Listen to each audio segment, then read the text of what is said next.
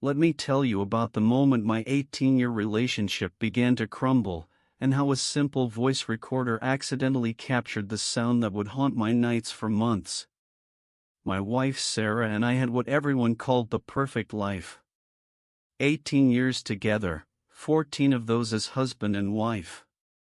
We'd built something beautiful, a family of 5 with 3 amazing kids, both of us successful in our careers, and honestly, an incredible intimate connection that most couples would envy. We weren't one of those marriages where passion dies after kids. If anything, we were that couple that made our friends slightly uncomfortable with how attracted we still were to each other after all these years. Our bedroom life was something special. We both had high libidos, averaging 5 times a week, and Sarah was adventurous in ways that kept our connection electric. She was into everything, open to trying new things, and we had this incredible chemistry that had only seemed to deepen over the years. I used to joke with my buddies that I'd won the lottery, not just a beautiful wife and mother to my children, but someone who genuinely enjoyed intimacy as much as I did. But looking back now, I realize that even paradise can hide cracks beneath the surface. March came, and like it always does, cold, gray, with that promise of spring that feels too far away. But something else changed that month, something I couldn't quite put my finger at first. It started so subtly that I almost convinced myself I was imagining it. Sarah's responses during our intimate moments began to shift. Where she used to be completely present, fully engaged, suddenly she seemed distant, distracted. It became nearly impossible to bring her to climax, which was completely unlike her. She'd always been responsive, easily aroused, and our connection had been effortless. Now, suddenly, I found myself working twice as hard for half the result. But it wasn't just that. She started critiquing things that had never been issues before. Techniques that had always driven her wild suddenly weren't right. The way I touched her, kissed her, the rhythm we'd perfected over 18 years, all of it became subject to these little corrections, these frustrated sighs, these moments where she'd guide my hand away and say, "Not like that." At first, I tried to adjust. I thought maybe she was going through something, maybe her body was changing, maybe she needed something different. I asked her directly, "What do you need? What feels good? How can I make this better for you?" But every conversation was met with deflection. "Nothing's wrong," she'd say. "You're overthinking it." But I could feel her pulling away, not just physically but emotionally. During what used to be our most connected moments, she felt like a stranger. A few years earlier, we'd introduced a new toy into our bedroom routine. I want to be clear here, I'm completely supportive of self-pleasure, toys, whatever makes your partner happy. Sex positivity has always been important to us, and I've never been threatened by anything that brought Sarah pleasure. But this particular toy, it changed everything. Sarah became completely dependent on it. Within weeks, manual stimulation became impossible. She couldn't climax without it, couldn't even get close. It was like her body had been rewired to only respond to this one specific type of stimulation. At the time, I was concerned but supportive. Bodies change, preferences evolve, and if this was what she needed, then that's what we'd use. But now, in March, as I watched her become increasingly disconnected during our intimate moments, a terrible suspicion began forming in my mind. I started paying attention to patterns. I'm an analytical person by nature, it's what makes me good at my job, and I began to notice things. On the days when I came home from work and suggested we be intimate, Sarah's responses were predictable. If she'd been home alone that day, she was distant, almost cold. She'd agree to sex, but it felt perfunctory. No foreplay, no build-up, just an expectation that I should be ready like a light switch to give her what she needed. But if we'd been apart for several days, or if she'd been busy with the kids all day with no alone time, those were the nights when our old passion would return. The correlation was becoming impossible to ignore. One evening in late March, after another frustrating encounter where Sarah seemed completely disconnected, I decided to ask directly. We were lying in bed afterward, and I could feel the distance between us like a physical thing. "Sarah," I said gently, "I need to ask you something, and I want you to be honest with me. Are you using the toy when I'm not home?" The question hung in the air for what felt like forever. I watched her face carefully, looking for any sign of truth. "Absolutely not," she said, and her voice was so firm, so convincing. "I reserve those for when you're home. You know that. Why would you even ask that?" But something in her eyes, something wasn't right. It was too quick, too defensive. In 18 years together, I'd learned to read Sarah's expressions, her body language, her tells. And every instinct I had was screaming that she was lying. Things feel different lately," I said. "I'm trying to understand what's changed." "Nothing's changed," she insisted. "You're being paranoid." That word, paranoid. It hit me like a slap. In our entire relationship, Sarah had never dismissed my concerns like that. We'd always been able to talk about anything, work through any issue together. But now she was shutting me down, making me feel like my legitimate concerns were some kind of mental health issue. What I didn't know at the time was just how elaborate her deception had become. Later, I would discover that she'd been taking photographs of the toy drawer before and after use, making sure everything was positioned exactly as I'd left it. She developed an entire system to hide her daily use from me, treating our bedroom like a crime scene that needed to be perfectly staged. The level of calculation involved was staggering. This wasn't a moment of weakness or a casual lie. This was premeditated deception, day after day, for months. A few days after my initial question about the toys, the tension between us had reached a breaking point. We were having what started as a normal conversation about household responsibilities when it somehow escalated into something much bigger. "I don't understand why you're being so suspicious lately," Sarah said, her voice rising. "It's like you don't trust me anymore." "I'm not being suspicious," I replied, trying to keep my voice calm. "I'm trying to understand why our intimate life has changed so dramatically. I feel like you're hiding something from me." "I'm not hiding anything," she shouted. "God, you're being so paranoid. I can't even relax in my own home anymore because you're constantly analyzing everything I do." That's when I made the mistake of pressing harder. "Sarah, I know you're using the toy every day when I'm at work. I can tell by how you respond to me afterward. Just be honest with me. It's not about the toy itself, it's about the lying." Her face went white, then red. I could see her struggling, like she was deciding whether to come clean or double down on the deception. Unfortunately, she chose to double down. "You're crazy," she said, and I could hear the desperation creeping into her voice. "You're absolutely crazy if you think I'm lying to you about this. Maybe you need to see someone about these paranoid thoughts you're having." That's when I lost it. 18 years of trust, of open communication, of partnership, and she was gaslighting me. Making me question my own sanity when I absolutely knew that I was right. "Don't do this," I said. "Don't make me the problem when you're the one lying. Just tell me the truth." The fight escalated from there. Voices raised, accusations flying, both of us saying things we'd never said before.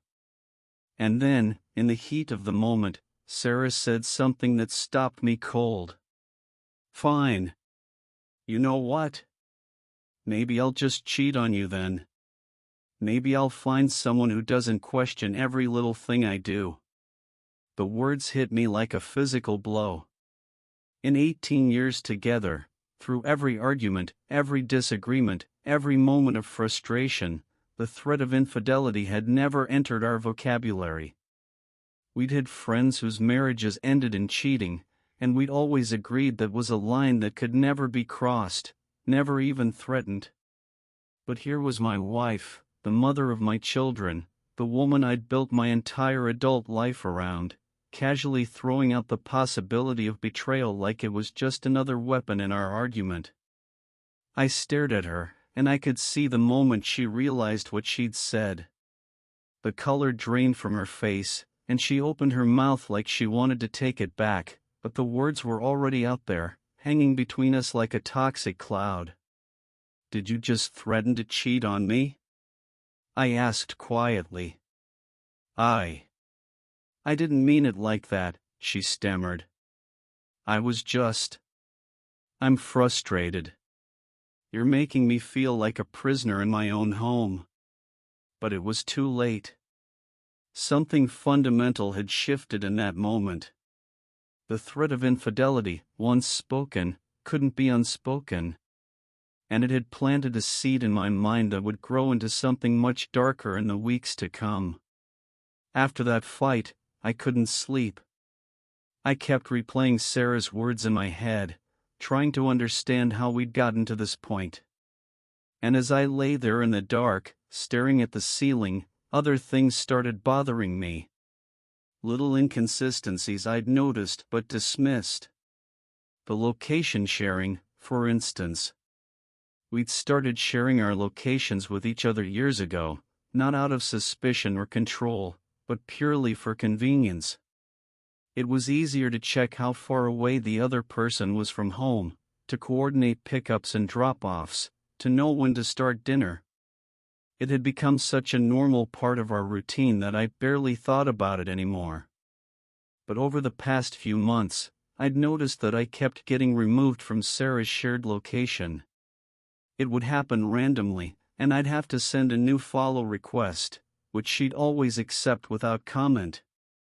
At first, I figured it was just a glitch with the app. Technology isn't perfect, right? But now, lying there after her threat to cheat, I started thinking about the timing. When had these removals happened? I pulled out my phone and started scrolling through my location requests, trying to remember when I'd had to re-request access.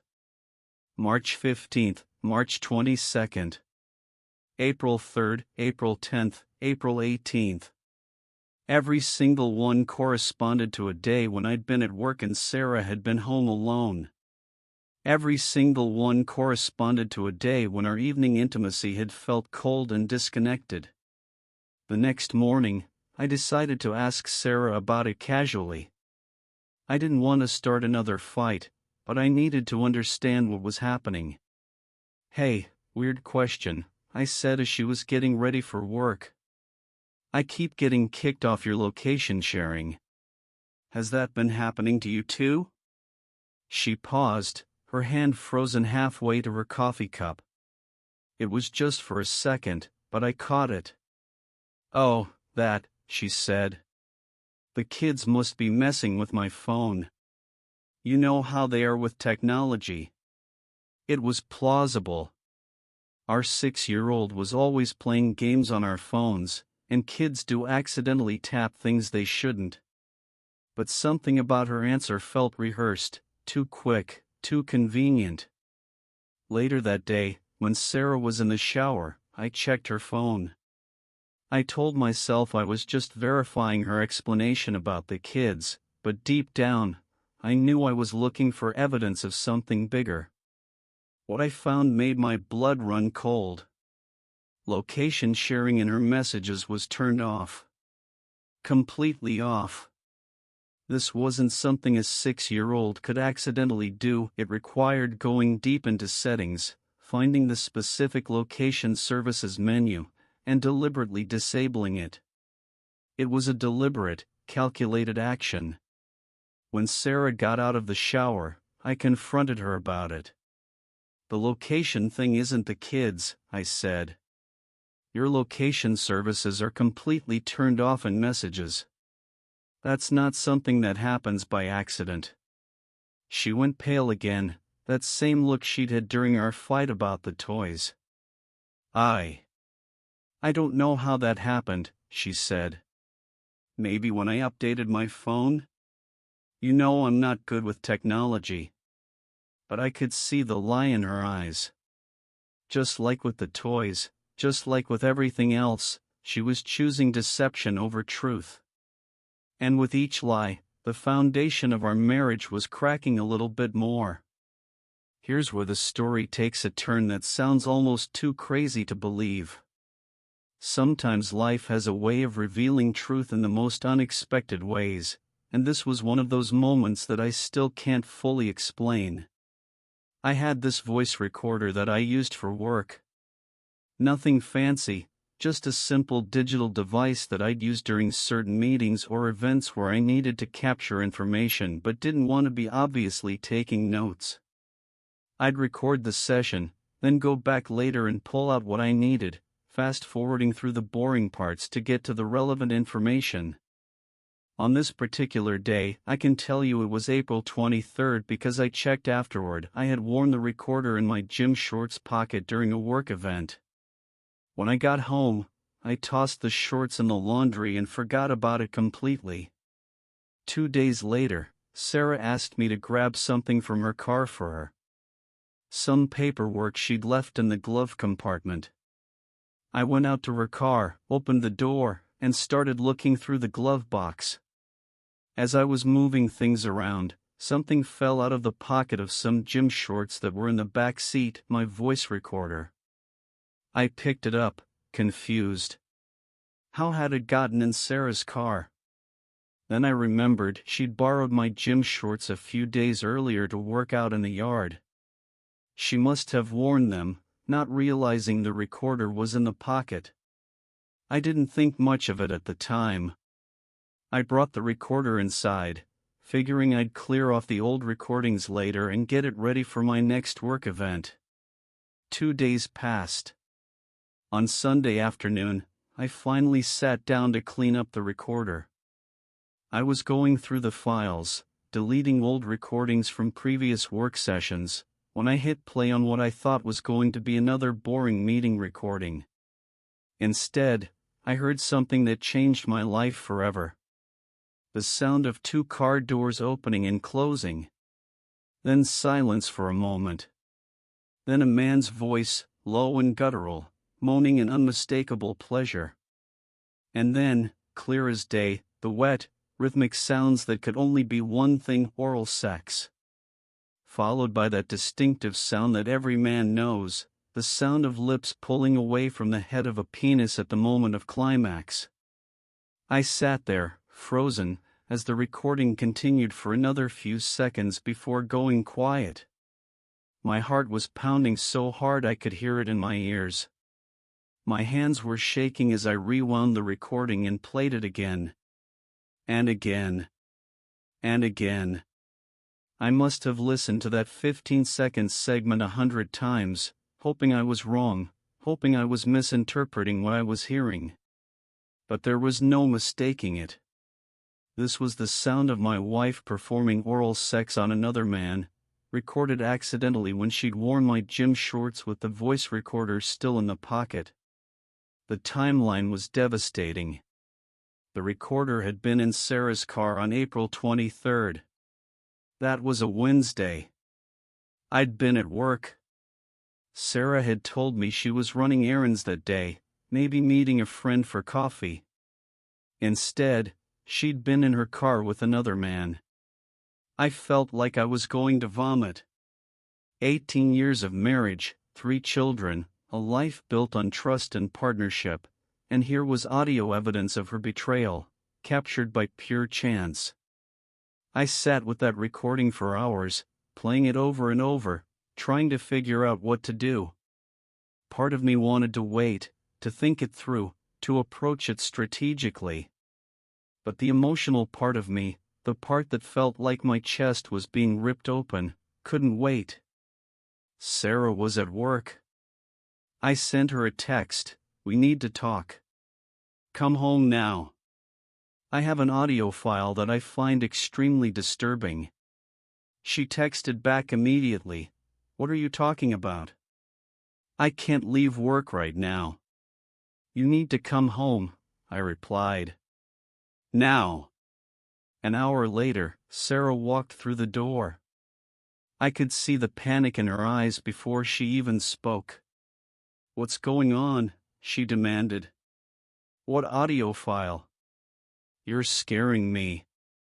I held up the voice recorder. "I accidentally recorded something on Wednesday when you borrowed my gym shorts. Something I think you need to hear." Her face went white. "I don't know what you're talking about." "Sarah, please. Just listen to it. Let me play it for you, and then we can talk about what we're going to do." But she refused. Absolutely refused to listen to the recording. "I don't need to hear anything," she said. "Whatever you think you recorded, you're wrong. I was running errands on Wednesday. I went to the grocery store and met Lisa for coffee. That's it." "Then just listen to it," I pleaded. "If it's nothing, if I'm wrong, then listening to it will prove that." But she wouldn't budge. She paced around our living room, getting more agitated by the minute, but she would not listen to the evidence. And then, in my emotional state, I made a critical mistake. I was trying to fast forward through the recording to find the relevant part again, and I accidentally deleted it. Completely erased it from the device. The moment I realized what I'd done, I felt like I'd been punched in the stomach. My only proof, the only concrete evidence I had of Sarah's betrayal, was gone. And I could see the relief in Sarah's eyes when I told her what had happened. "See," she said. "This is what happens when you let your paranoia take over. You imagine things that aren't there, and then you delete your own evidence because deep down you know it was nothing." But I knew what I'd heard. Even without the recording, even with Sarah's denials, I knew with absolute certainty what had happened in her car that Wednesday afternoon. We had a weekend trip planned, just the two of us, a rare getaway without the kids that we'd booked months in advance. Part of me wanted to cancel it, but Sarah insisted we go. "We need this," she said. "We need to get away from all this stress and remember why we love each other." The weekend was surreal.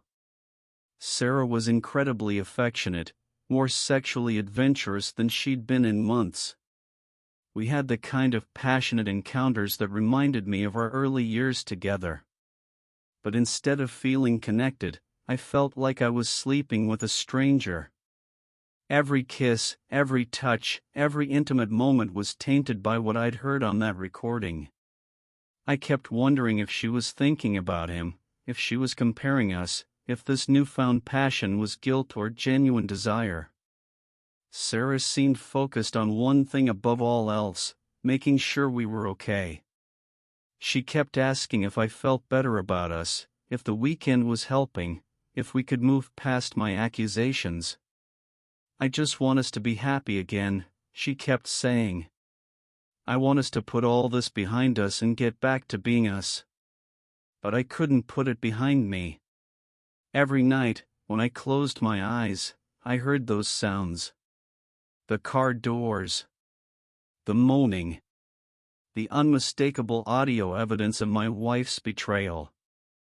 I cried silently in hotel bathrooms. I stared at the ceiling while Sarah slept peacefully beside me. I felt like I was living in two realities, the one where we were a happy couple reconnecting on a romantic weekend, and the one where I knew my marriage was built on lies. The night of our big fight about the audio recording, I couldn't sleep at all.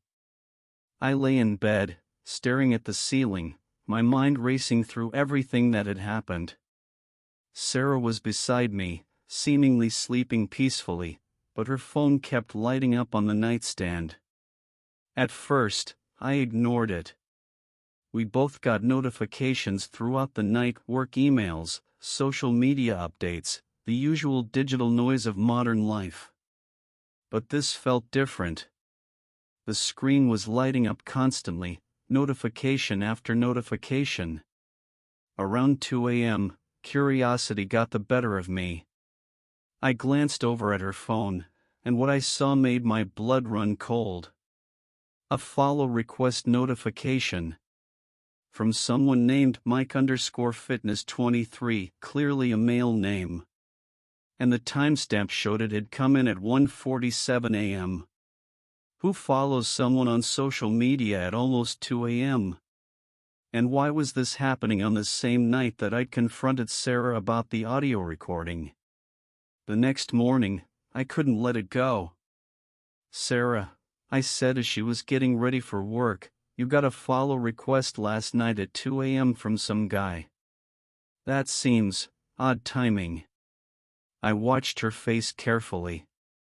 She went pale, then red, and I could see her hands start to shake slightly.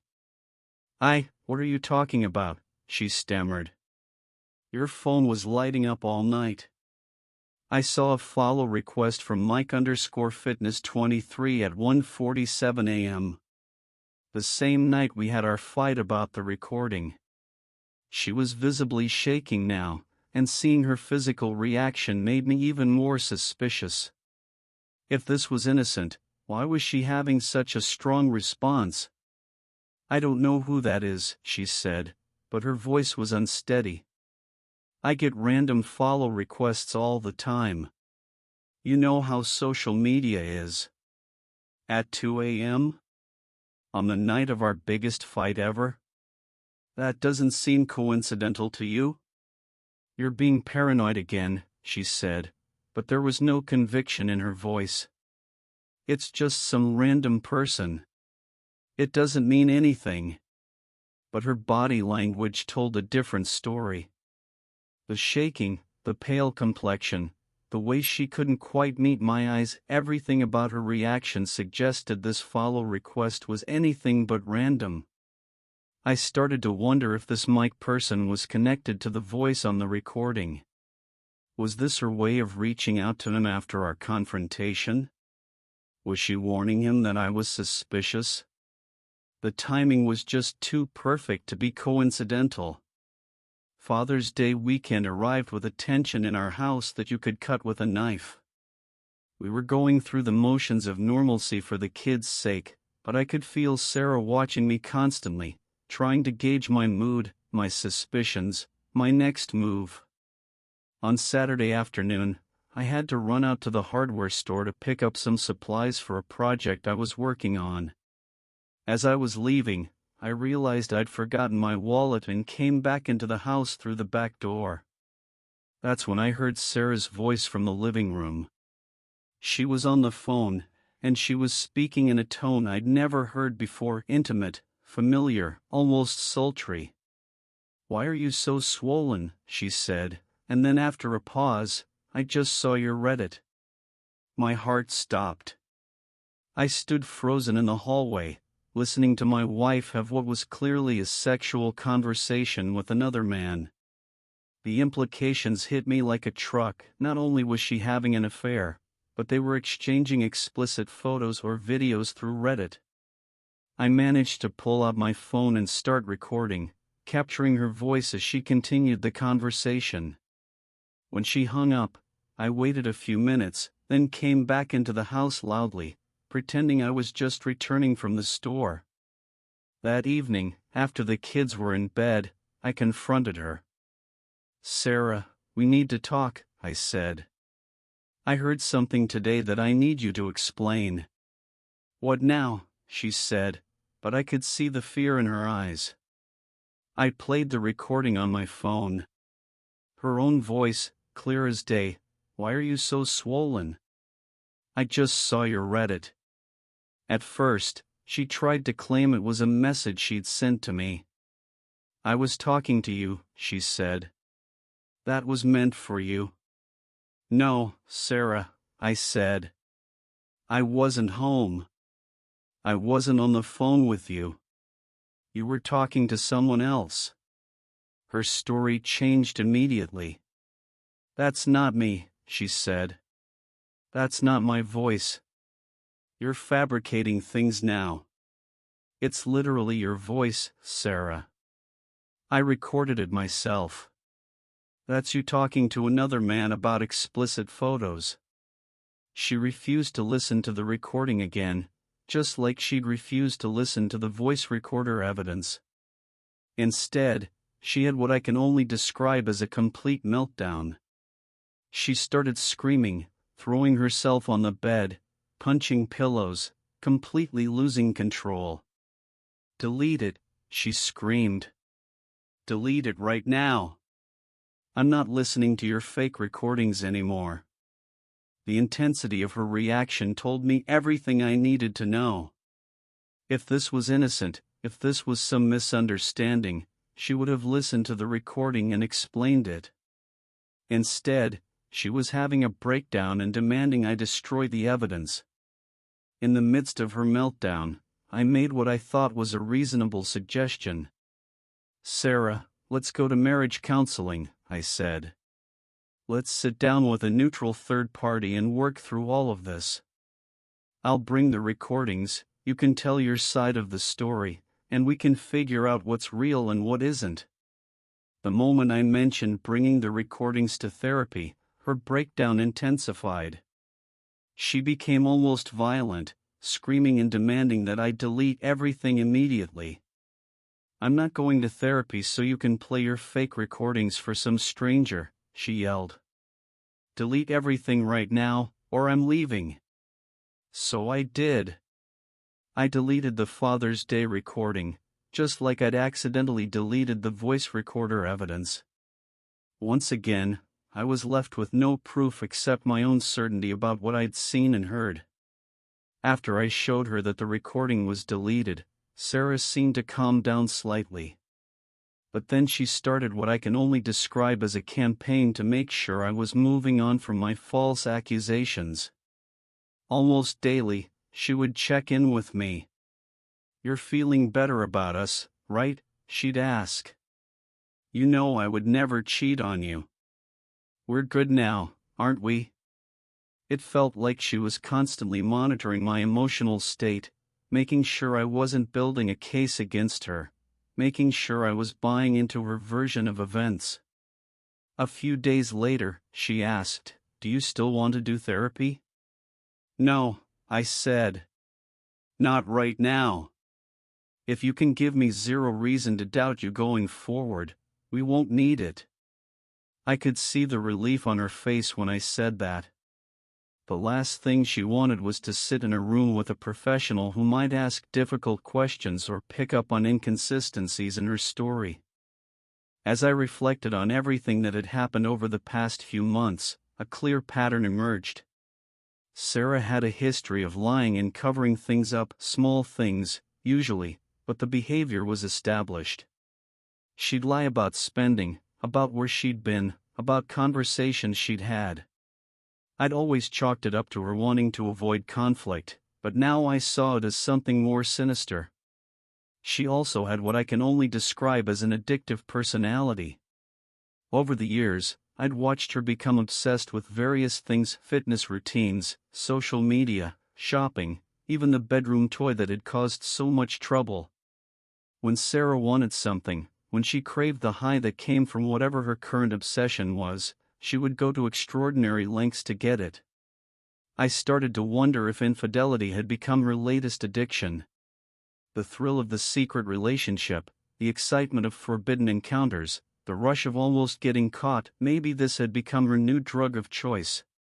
The logistics of the affair made sense too, when I really thought about it. Sarah worked part-time and had more flexibility in her schedule than I did. She knew my work routine, knew when I'd be gone for extended periods. She had a car, she had privacy, and she had a husband who trusted her completely. Until now. So here I am, months later, living in a marriage that feels like a house of cards. Sarah continues to insist that nothing happened, that all of my evidence was fabricated or misinterpreted, that I'm being paranoid and suspicious for no reason. Things at home are good on the surface. We're intimate regularly, we're getting along, the kids are happy. To any outside observer, we probably look like a solid, successful couple. But I know what I heard. I know what I saw. I know that my wife removed me from her location sharing on the same day she was cold and distant in bed. I know that she lied about using the toy, that she developed an elaborate system to hide her daily use from me. I know that she threatened to cheat on me during our fight, and I know that she had an intimate phone conversation with another man about explicit photos. I have no smoking gun, no definitive proof that would hold up in court or convince a skeptical friend. But the accumulation of evidence, the pattern of deception, the physical and emotional changes in our relationship, it all points to one unavoidable conclusion. My wife is having an affair. The question now is, what do I do with that knowledge? Do I keep digging, trying to find the concrete proof that seems to slip through my fingers every time I get close? Do I confront her again, knowing she'll just deny everything and make me feel like I'm losing my mind? Do I accept that this is my new reality and try to find a way to live with it? Or do I walk away from 18 years, from our 3 children, from the life we've built together, based on circumstantial evidence and a gut feeling that won't go away? The truth is, I don't know. But I do know that the woman I married, the woman I trusted completely, is gone. In her place is someone who lies easily, manipulates situations to her advantage, and has no problem making me question my own sanity when I get too close to the truth. And that realization might be the most devastating part of this whole story. It's not just that she might be cheating, it's that she's become someone I don't recognize, someone who's capable of deceptions I never would have imagined. The marriage I thought I had was built on trust, honesty, and mutual respect. What I have now is something else entirely, a performance, a facade, a carefully constructed lie that crumbles a little bit more every day. And I'm not sure either of us knows how to stop the inevitable collapse that's coming.